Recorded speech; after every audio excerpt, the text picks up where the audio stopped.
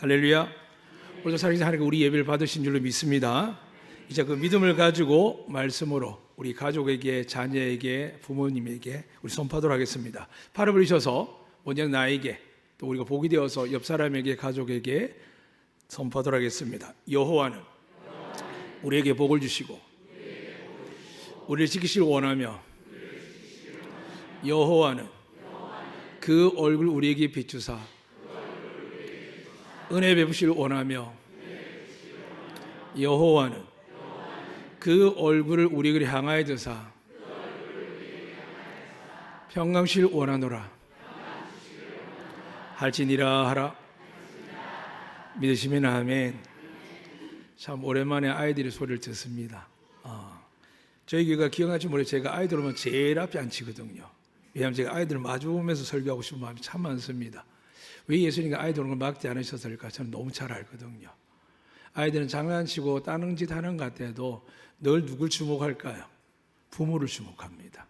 아무리 재밌고 신나고 좋은 물건이 있어도 사랑하는 엄마가 사라지게 되면 어떻게 될까요? 그러니까 기경을 하며 웁니다. 오늘 여러분에게도 하나님이 계십니다. 그 안에 여러분 찾으셨고 여러분이 알든 모르든 이 교회에 와서 하나님 앞에 나아갈 때에 하나님의 약속의 성령 하나님께서 여러분의 능력의 말씀도 주시겠지만 동행하사 은혜와 복을 내려주실 줄로 믿습니다. 아침에 잠시 그런 뉴스를 봤습니다. 보자는 게 아니라 늘 제가 찬양을 틀기 위해서 휴대폰을 열면은 먼저 뜨는 것도 있지 않습니까? 소식들이. 그 소식이 보니까 부산의 예고의 학생 3명이 그냥 뛰어내려서 목숨을 끊었다는 이야기가 나왔습니다. 지난주에는 제가 사랑하는 동역자이며 제주에서 목회를 하며 제주 출신이지만 정말 자기 인생을 다 걸며 목회를 하고 교회가 어려울 때 자기 재산을 다 내어놓고 자기를 보증과 담보로 서서 빚이 있었지만 어쨌든 육지에도 교회가 안 되는데 사람이 많이 살지 않고 관광객도 잘 오지 않는 길가의 교회를 유지하는 목사님이 계셨습니다. 1년에 2-3번 만날까 하지만은 늘 마음속에 그분들 위해서 기도하는 제목이 있어서 위로하러 장례식장에 가셨지만 또 마음이 그래서 아침에 또 발인 때 갔었고 또 끝나고 나서는 도무지 발걸음 돌릴 수가 없어서 양지공원까지 가서 마지막 예배와 그 유족들이 이제 돌아설 때까지 묵묵하게 지켜보다 왔습니다. 지난주에는 또 저희 가족 중에 한 분이 하나님께 부름을 받았습니다. 죽는 것은 결코 좋은 일이 아닙니다. 하나님을 믿지 않고 죽는 것은 말할 것도 없고요. 하나님을 믿다 죽어도 우리는 상당히 어려움을 겪게 됩니다. 그러나 오늘 소망이시며 부활하신 하나님 아들 예수로 말미암아 우리 마음속에 하나님의 음성을 들으셔서 죽음이 결코 두려움이 아니라 다음에 부활하는 그 영생의 놀라운 역사가 있음을 믿으시기를 주의 이름으로 축복합니다. 오늘 하나님 이렇게 말씀하셨습니다. 살아나리라 라고 하십니다. 언제 살아나며 왜 살아나라고 말씀하셨느냐? 오늘 처음 오신 분들 다시 해서 반복드립니다. 이 말씀하는 에스겔은 약 597년 정도의 사역을 하던 선지자입니다. 한 22년을 선지자로 세움받았는데 원래는 제사장 가문이 제사장을 준비하고 있었습니다. 그런데 바벨론 2차 침공 때 1차 때는 어떻게 잘 넘어갔습니다. 근데 2차 침공 때는 여호와김과 함께 왕과 함께 끌려가는데 그중에 귀한 사람을 그 나라에 영향 있는 사람을 특별한 사람을 택하다 보니까 이 에스겔이 포함되어서 끌려가게 됩니다. 25세 끌려가서 30 되는 해에 하나님께서 환상을 보여주는 겁니다. 30살 때는 자기 재산 직분이 이제 시행되는, 그러니까 태어날 때부터 재산 가문에 태어났지만 그 직을 시행할 수 있는 나이가 30입니다. 그 30대에 이제 하나님을 위해서 쓰려고 했는데 5년 전에 끌려와서 하나님 앞에 예배로 거룩한 옷을 입고 앞에 여러분 붙이라는 음림과 두림을 붙이고 나서 제사장 직분을 감당하는 게 아니라 그 나라에서 주는 허름한 옷을 입고 눈물을 흘리며 애통하며 백성들이 고통당하며 자기 왕이 끌려가서 학대당하는 걸 보고 있는 이 제사장 에스겔의 마음은 이루 말할 수 없었습니다. 그래서 그는 늘 고백을 하죠. 왜 그러셨습니까 하나님? 자기는 이해가 안 됩니다. 자기만 보면 이해가 안 되고 자기 집만 보면 이해가 안 됩니다. 어떻게 보면 자기 가정 교회만 보면 이해가 안 되지만은 하나님 온 우주 만물을 다 보시거든요. 근데 보시는데 이해하지 못하는 에스겔에 왜 우리나라가 망해야 되는지, 한 번도 아니고 이미 북이스라엘이 BC 722년 쫄딱 망해서 우리도 두려움 갖고 사는데, 그나마 하나님이 다윗의 가문이 영원토록 존재한다 하기에 그거 하나 믿고 침공당해도 망하지 않겠지라고 마음이 불안했지만 두려웠지만 견디고 있었는데, 정작 당사자가 끌려가는 겁니다. 오늘 여러분도 마찬가지입니다. 저처럼 목회자든 장로님든 권사님든 집사님이든 열심히 믿는데 환란이 올 때 처음에 하나님 제가 부족하지요, 회개도 하지만 어느새 어떤 마음이 드냐면 왜 나에게 이러십니까? 라는 입 밖에 내지는 못하지만 그런 고민이 생기기 시작합니다. 근데 에스겔은 말할 기회가 왔습니다. 언제요? 하나님이 임재하셨거든요. 주의 영이 임하시니까 그때 에스겔이 이제 반문합니다. 왜 우리나라가 우리가 이렇게 고통받고 우리가 이렇게까지 실패와 저주 가운데 있습니까? 라고 했을 때 하나님은 두말하지 않고 에스겔을 들어서 그가 머무려야 될 땅, 그가 영접하고 경배해야 될 그 예루살렘 성전을 보여주셨습니다. 그 안에 갔더니 정말 성전 안에서 열심히 제사장들이 예배를 드리는데 알고 보니까 하나님을 등을 돌리고 우상을 향하여 경배하는 겁니다. 늘 말씀드릴 수는 없지만 오늘 기억했으면 좋겠습니다. 예배 드릴 때 하나님을 주목하지만 예배자로 나아갔을 때, 세상에 나아갈 때 여러분이 하나님을 바라보며 나가는 건지 세상을 바라보며 나가는 건지 날마다 살피셔야 됩니다. 이 세월이 오래 가다 보니까 결국은 우상이 가득한 그 나라를 하나님이 참고 견디다가 계속 예레미야를, 이사야를, 에스겔을 보내시면서 그 외에도 많은 선지자들과 제사장 보내면서 계속 예언을 합니다. 돌아오라, 돌아오라, 돌아오라. 그때는 돌아올 것 같은데 결국 어떻게 됐을까요? 오늘 에스겔을 보게 되면 에스겔을 골짜기로 데려가시는데 마른 뼈가 가득하면서 하나님이 이렇게 말씀합니다. 이것이 이스라엘이다 라고 이야기합니다. 이스라엘의 미래라는 거죠. 2차 이후에 아직 3차가 남았기 때문에 그들에게는 아직도 있지만 이미 에스겔은 반문하기 어려웠습니다. 아, 우린 끝났다. 그래, 하나님께 끝난 모습 보여주는 거라. 변명도 화도 못 내는 상황인데 하나님 느닷없이 이렇게 묻는 겁니다. 이 뼈가 살아나겠느냐라고 묻는 겁니다.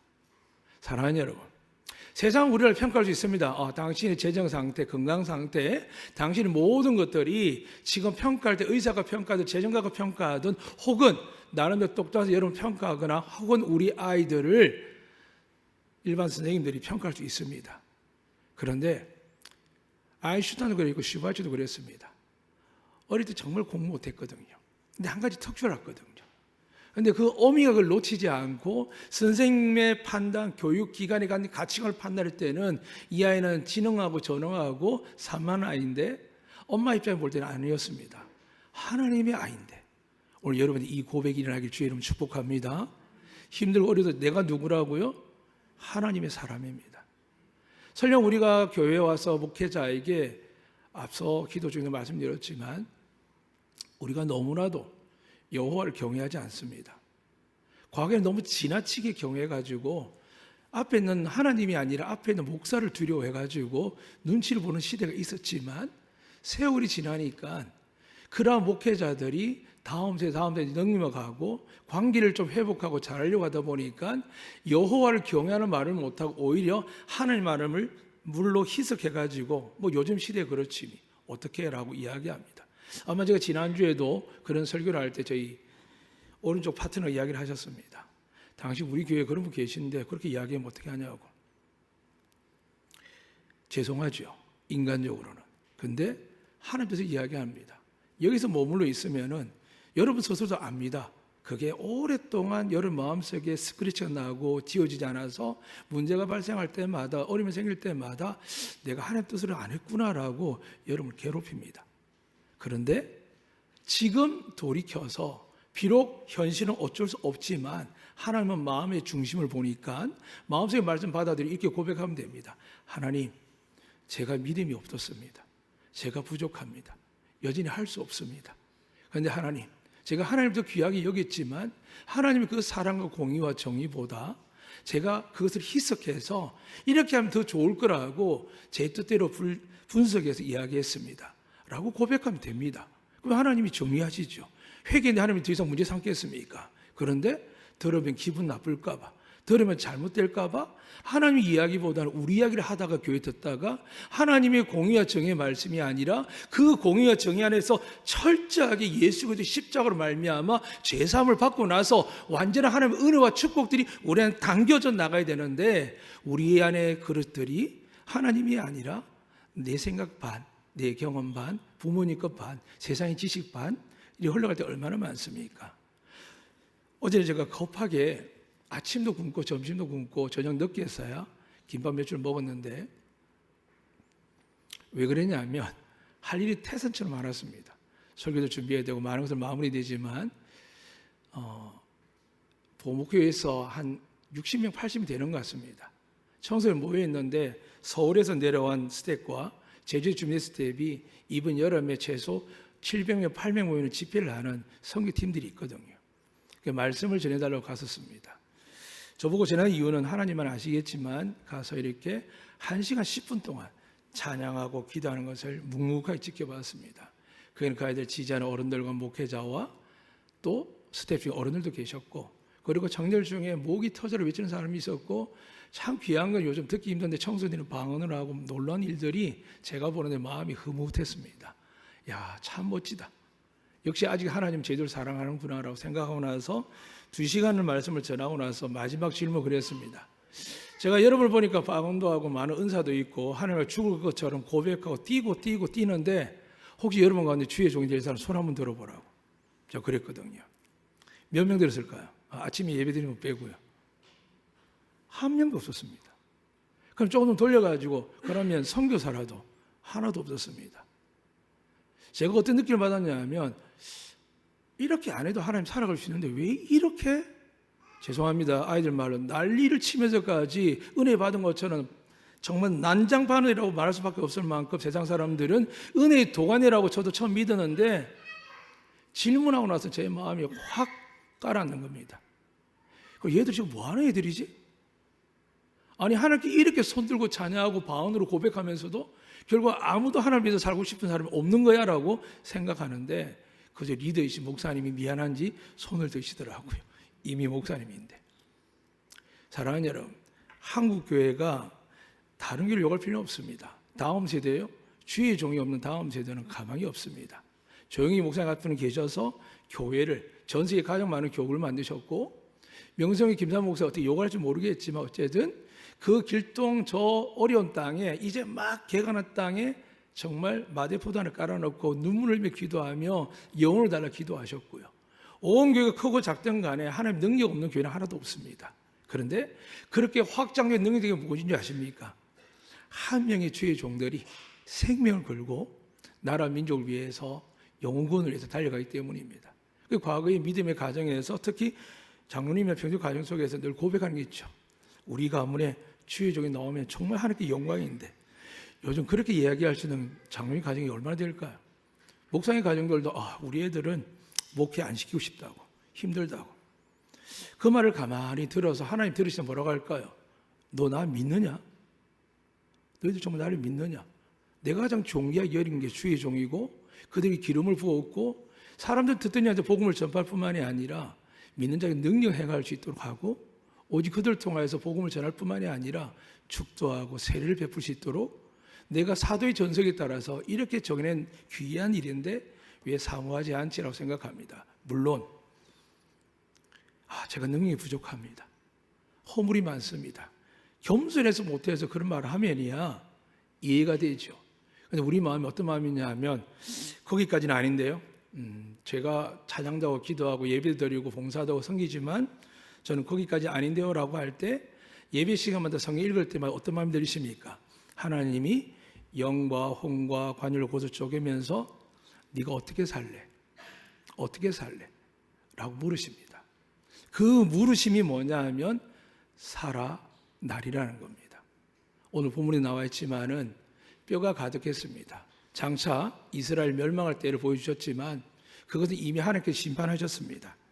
사랑하는 여러분, 근데 심판은 창세기 3장부터 시작됩니다. 우리가 죽음 아래 들어갔을 때 심판의 최고의 권력이 죽음이라고 배웠습니다.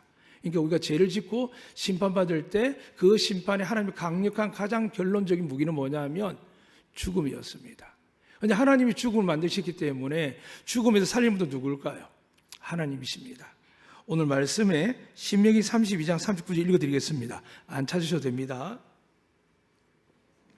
신명기 32장 39절 말씀입니다. 이제는 나 곧 내가 그인 줄 알라. 나 외에는 신이 없도다. 나는 죽이기도 하며 살리기도 하며 상하게도 하며 낫게도 하나니 내 손에서 능히 건질 자가 없도다. 사무엘상 2장 6절에서는 여호와는 죽이기도 하시고 살리기도 하시며 서울에 내리기도 하시고 거기에서 올리기도 하시는도다. 믿으시면 아멘. 제가 제주뿐만이 아니라 처음 예수 믿고 변화되고 개척교회하고 안덕교회 17년 동안 제가 어디 성장 프로그램 한 적 본 적 있습니까? 제가 여러분 특별히 부흥 집회 한 적이 있습니까? 저 안 합니다. 왜냐하면 저는 하나님이 살리시며 우리 교회 계속 부흥할 줄 좀 믿습니다. 저는 하나님께 달려있지 그 마음을 표현한 건 좋지만 어느 순간 그게 목적이 되어서 집회다 전도 축제다 많이 하는 것들 우리가 하나님 영광을 위해서 하는 건 좋지만 더 중요한 게 뭐냐 하면 하나님이 믿는 게 중요합니다. 하나님 어떤 분이시라고요? 여러분을 죽이기도 하고 살리는 분입니다. 만약에 억울하게 죽은 사람 어떻게 될까요? 하나님 살리시면 얼마나 기쁠까요? 오늘 성경 읽어드렸지만은 사무엘 2장 6절 이렇게 이야기합니다. 여호와는 죽이기도 하시고 살기도 하시며 라고 하시면서 스올이 어디라고요? 음부입니다. 지옥입니다. 내리기도 하시고 거기에서 올리기도 하시는도다. 일반적인 사람들은 자살하게 되면 야 지옥 갑니다. 이게 옛날 공식적이고 명화 진리였습니다. 그런데 이 말씀 보게 되면 우리는 오른편 강도를 상기하면 됩니다. 그리고 믿음이 없는 것 같지만 여러분이 중보와 기도할 때 그들이 의식이 없을 때 아무것도 모를 때 하나님이 어떻게 역사한 줄 모릅니다. 그러니까 모든 것을 우리가 고민할까 봐 예수님이 뭐라고 하셨죠? 죽은 자는 누구에게 맡기라고요? 죽은 자에게 맡기면 됩니다. 근데 사람들이 자꾸 죽은 자를 붙들면 어떻게 될까요? 자기 잘못도 기억나고 아쉬움을 기억하고 그럼 어떻게 될까요? 슬픔에 빠지고 슬럼프에 빠지고 우울에 빠지고 많이 빠지면서 하나님 주신 이 아름다운 세상을 하나님이 구원하기 위해서 또 다른 생명을 보여줘도 우리 마음 무거워서 못하고 눈앞에 있는 사람이 얘기 됩니다. 사랑하는 여러분, 하나님이 살아난다 하실 때에는 전제가 있습니다. 완전히 죽어야 살리는 겁니다. 호흡이 붙어 있거나 심장이 뛸 때는 살아나는 게 아닙니다. 가끔 의료에서 이야기할 때 몇 시간 동안 죽은 자가 살아남이 있습니다. 아니죠. 여러분 저는 본 경험이 있습니다. 3일 전에 돌아가셨는데 옛날에 여러분 아시죠? 병원에다 맡기고 장례식 안 맡깁니다. 집에다가 뒤에다가 병풍 뒤에 다 가려놓고 관에다 어른들을 돌아가시면 모시지 않습니까? 제 클 땐 그랬거든요. 그런데 거기 계신 한 분 권사님이 4일 만에 살아나시는 겁니다. 여러분 그럼 못 보셨죠? 저는 봤거든요. 여러분 귀신 안 보셨죠? 저는 귀신 보거든요. 여러분 영적으로 경험하고 영적 하나님 세계를 확인하게 되면요 이 세상 하나도 안 무섭습니다. 좀 피곤하고 답답하고 아플 뿐이죠. 사랑하는 여러분, 오늘 하나님 무슨 말씀하시냐면 내가 반드시 심판한답니다. 죽여버리겠답니다. 그리고 경고를 합니다. 제발 돌이키라고 회개하라고. 근데 이들이 안 하니까 에스겔을 데려가서 보여주는 거였습니다. 봐, 내가 왜 저들을 심판해야 돼? 왜 내가 저들을 해야 돼? 네가 지금 나는 거룩하다 한다. 하나님을 함부로 부르면 안 됩니다. 저는 가끔 가다가 이야기하지만 농담으로도 하나님의 이름이나 하나님의 성경 가지고 장난치면 안 됩니다. 저도 그래서 자꾸 줄입니다. 제가 알다시피 설교할 때 유머를 거의 안 씁니다. 제가 부교육자 지나고 레크레이션 했었거든요. 왜 못하겠습니까? 그런데 하나님을 알아갈수록 여호와 이름을 망령되이 일컫지 말랍니다. 그리고 예수 그리스도 주신 이 놀라운 생명의 시간에 복음을 전파해야 되는데 자꾸 여러분 얼굴을 보고 여러분 상황이 보이면은 자꾸 타협하려고 합니다. 이런 말하면 아플 텐데 힘들 텐데. 사랑하는 여러분, 하나님은요 죽는 자가 아니고 살리지 않습니다. 여러분이 철저하게 죽지 않으면은 이 시간 그냥 위로받고 힘을 얻고 또 2, 3일 지나면 괴롭고 어려운 문제들 때문에 방황하고 좀 깨어서 있는 기도하겠죠. 달라지지 않습니다.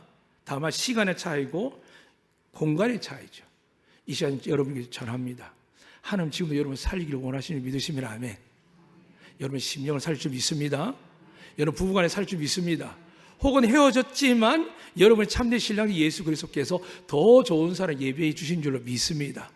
저는 잘 모릅니다. 그러나 하나님은 우리의 모든 걸 아시기 때문에 이렇게 전제하는 겁니다. 살리겠다는 겁니다. 이것을 에스겔에 말해서 에스겔은 못 믿는 겁니다. 대신 하는 말이 뭐라고요? 하나님이 아시지 않습니까? 참 지혜로운 거죠. 하나님께 패스하면 됩니다. 그래서 오늘 본문에서 앞장에 그렇게 되어 있습니다. 앞절에 하나님께 에스겔에게 대언하라고 하는데 어떻게 명령하시냐면 여호와의 말씀을 대언하라는 겁니다. 오늘 저희 집에도 아들이 열심히 일하다가 인턴하다가 이제 마지막 기간에서 얼마나 힘들겠습니까? 속상하겠죠. 또 저에게는 준비한 애들이 참 많기 때문에 얼마나 속상이 많겠습니까? 근데 이야기하다 보니까 약간 잔소리 들려서 제가 그랬습니다. 하나님이 보시면 잔소리 할 것 같냐고. 근데 그 이야기를 하면 제가 엄청 부끄러웠습니다. 제가 성경적으로 이야기하면서 사모한테 되게 잔소리를 많이 하는 편이거든요. 아이들이 그렇고요. 그런데 이 한 주간 어제 보목교회에서 집회하고 나서 저희가 주신 마음이 뭐냐 하면 네가 말하는 게 여호와의 말씀이냐, 너 짜증나서 화가 나서 섭섭해서 괴로워서 자존심 상해서 하는 말이냐 라는 것을 하나님 구분하게 하셨습니다. 오늘 여러분 주신 하는 말씀 뭘까요? 여러분 죄인인 줄 압니다. 예수 믿고 와서 여러분 용서 좀 있습니다. 근데 하나님의 목적이 뭘까요? 그냥 왔다? 그냥 가는 걸까요? 아니거든요. 여러분 살기를 원하시거든요. 믿으시면 그 살기 위해서 우리 허물과 죄를 알잖아요. 회개하시면 됩니다. 그냥 반복되고 주님 뭐라고 하셨지요? 70번을 7번 영원토록 용서한다 합니다. 근데 이거마저 귀찮아서 구원받으면 뭐라고요? 용서받으면 끝낼게요. 아니요. 용서를 구해야 70번에 7번 영원토록 용서하시지, 그것을 엉뚱하게 잘못 믿으면은 내 죄가, 내 교만이, 내 거만이 어느 날 순간 회개할 기회도 못 찾고 하나님께 버림받는 이들이 성경에도 있고 스스로 버림받았던 사울왕도 있습니다.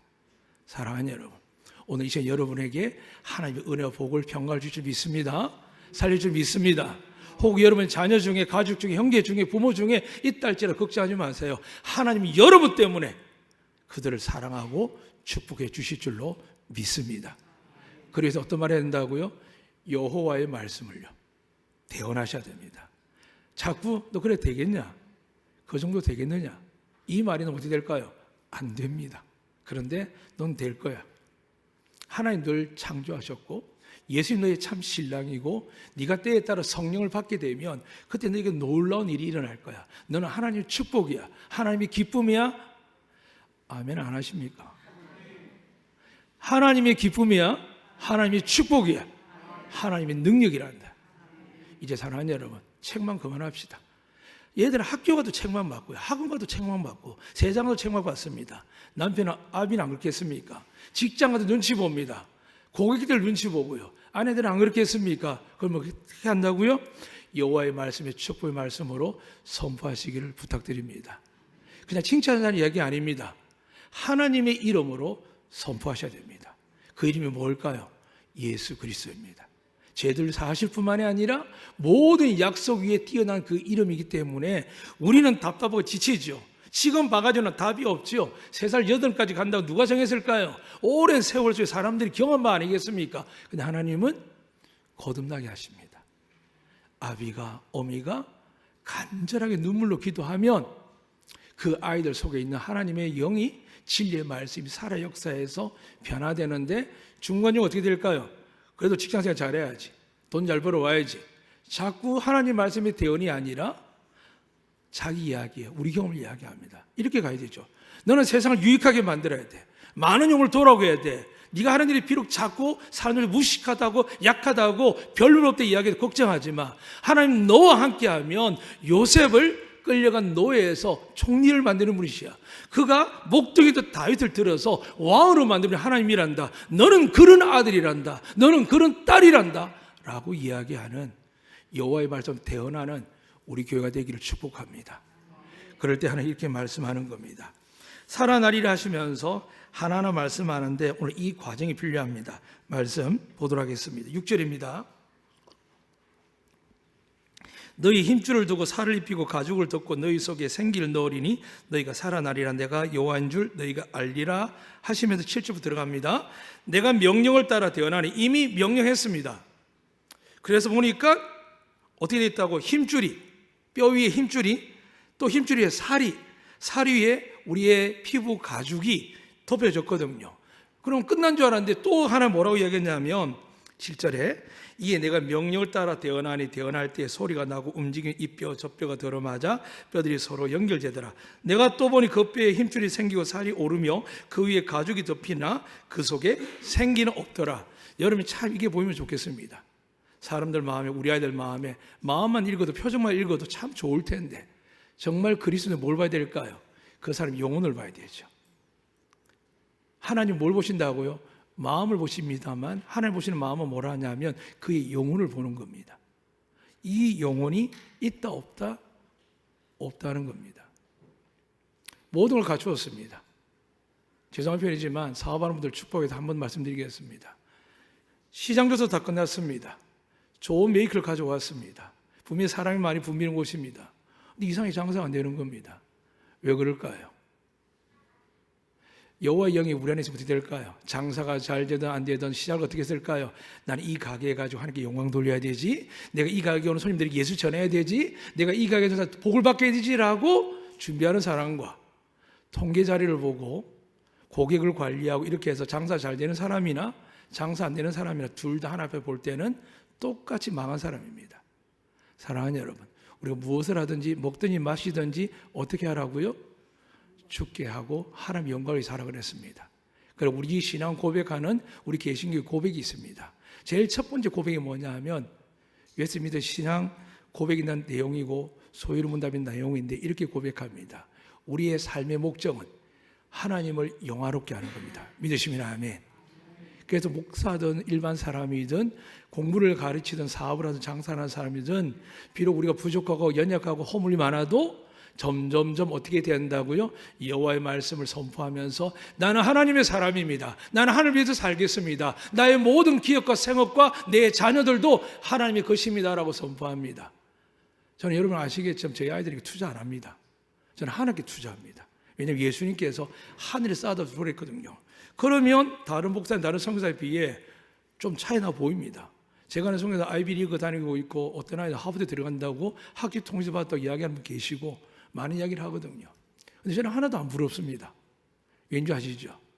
지금 드러나지 않습니다. 그 아이가 먼 곳에 있는 것보다 가까이 있는 게 좋습니다.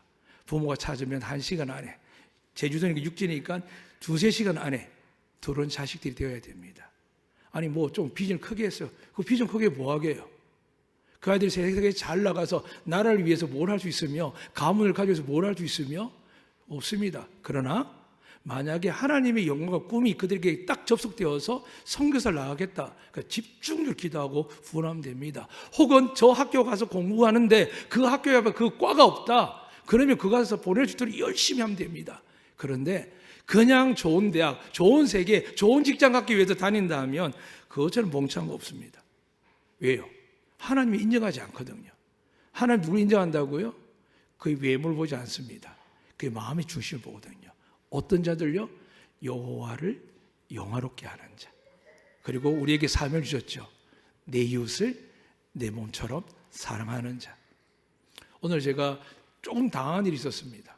여행기 두 분이 같은 자매들인데 저희 교회 오셨으니까 사진 하나 찍어주고 한 분한테는 사진 찍어드릴까 하니까 네 하고 나서 우리 장로님이 저하고 같이 찍었는데 이런 은혜가 라고 저한테 살짝 이야기하더라고요.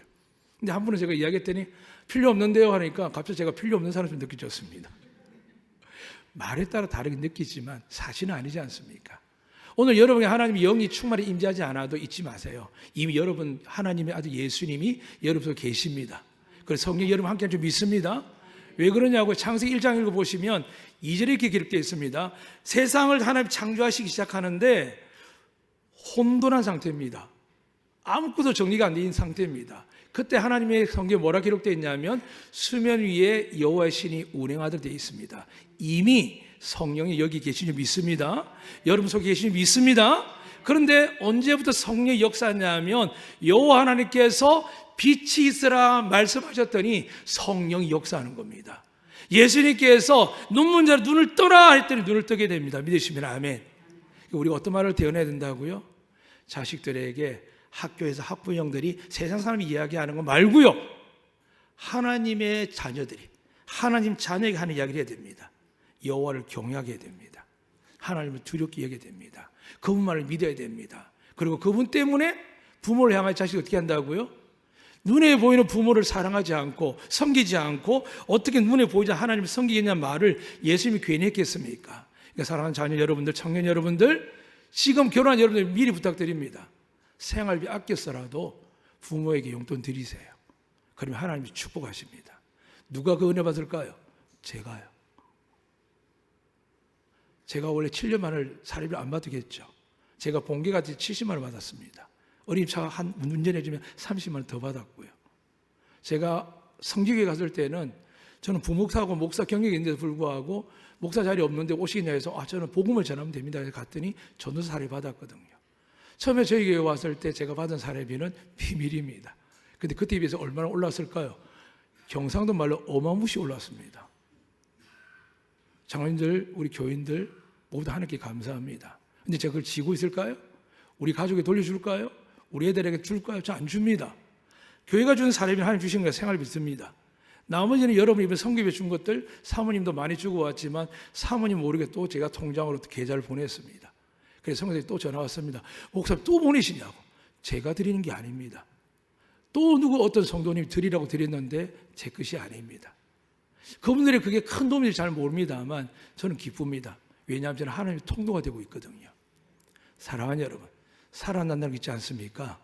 분명 우리는 하나님의 형상을 가졌습니다. 믿으시면 아멘. 그런데 우리에게 가장 부족한 게 뭐냐 하면 대언하는 겁니다. 그리고 대언하되 잘못 말하는 겁니다. 저 역시도 회개를 지난달 성교지 가서 많이 했습니다. 장로님들에게, 권사 집사님들에게 말씀으로 훈계하고 양육하는 좋은데 그게 한쪽으로 잘못 치우쳐가지고 그분이 혹시 미움을 느꼈을까라는 생각이 들었을 때 저의 의도와 상관없이 회개하게 되더라고요. 사랑하는 여러분, 이제는 하나님의 이름으로 예수님을 선포합니다. 여러분을 주님께서 사랑하고 축복하는 줄 믿습니다. 여러분 자신에게 이야기하시고 여러분 만나서 이야기하셔서 마귀는 우리를 끊임없이 정죄하고 비난하고 거짓말합니다. 근데 우리는 거짓말하는 게 아닙니다. 사실이 그렇습니다. 예수 때문에 재산 받게 되어 있습니다. 믿으시면 아멘. 우리가 부족해도 용서할 줄 믿습니다. 오히려 하나님 이렇게 말씀합니다. 너희가 죄가 있음에도 불구하고 내 아들 믿으니까 어떻게 한다고요? 내가 그냥 지나가겠다 합니다. 애굽에 출애굽하러 시내산에 모였을 때 백성들 기억하죠? 일반 백성이 아니었습니다. 제사장과 수많은 지도자들이 족장들이 모여서 모세에게 강구했거든. 우리도 하나님 만나게 해줘. 우리도 하나님. 그래서 모세가 하나님께 말씀 들었습니다. 깨끗하게 3일 동안 씻고 준비해라. 근데 막상 올려가려고 하니까 천둥 우리가 치는데 온 마음과 온몸이 녹아들 두려움이 생긴 겁니다. 여러분 그런 경외함이 있습니까? 하나님께 예배 드릴 때 하나님 살아계신데 거룩하신데 내가 이제 내 죄를 감추고 고백하지 아니하면 내가 하나님 죽을 수 있다는 생각으로 예배 드리십니까? 그러셔야 됩니다. 그러나서 죽을 수밖에 없는 내가 죽고 나서 오늘 하나님 말씀하시죠. 난 너 살릴 거야. 내 백성으로 더 난 내 군대로 너를 살릴 거야. 믿으시면 아멘. 여러분이 살아나서 하나님이 기업이 되고 축복이 되고 하나님이 영광 되시기를 주님은 축복합니다. 이것을 위해서 하나님이 오늘 우리에게 성령을 받으라 하셨습니다. 오늘도 여러분 성령 이곳에 계시고 여러분 속에 있습니다. 성령 하나님 여러분에게 충만하시기를 주의 이름으로 축복합니다. 아멘. 살아계신 하나님 감사합니다. 그리스도께서 우리 안에 계시면 우리 몸은 비록 죄로 말미암아 죽을 수 있으나 영은 주님의 그 부활의 의로 말미암아 살아있는 것이라 하셨고 이것을 믿는 자에게 육신에도 하나님의 기적과 능력이 일어나게 하셨고 우리의 생업 위에도 하나님의 기업이 영광이 드러나게 한다 하셨습니다. 오늘 살아나리 하지 이 말씀이 다시 우리에게 선포되게 하셨사오니 우리 모든 성도들이 하나님의 말씀으로 태어나며 축복하며 더 나아가 우리가 살아남의 목적이 하나님의 영광을 위해 살아남을 깨달아 우리가 장사를 하든 공무원을 하든 농사를 짓든 어떤 어린 일을 하더라도 우리 아들 공부를 할지라도 하나님을 위해서 할 수 있는 우리 교회 공동체 되게 하여 주시옵소서. 그것을 보시고 하나님이 넘치고 하늘의 신령한 복과 땅의 기름진 복과 이 땅에 살아갈 동안 세상 사람이 받을 수 없는 하나님이 기뻐하는 적인 평화를 누리게 하시고 영생을 맞이하게 하여 주시옵소서. 예수 그리스도 이름으로 기도드리옵나이다. 아멘.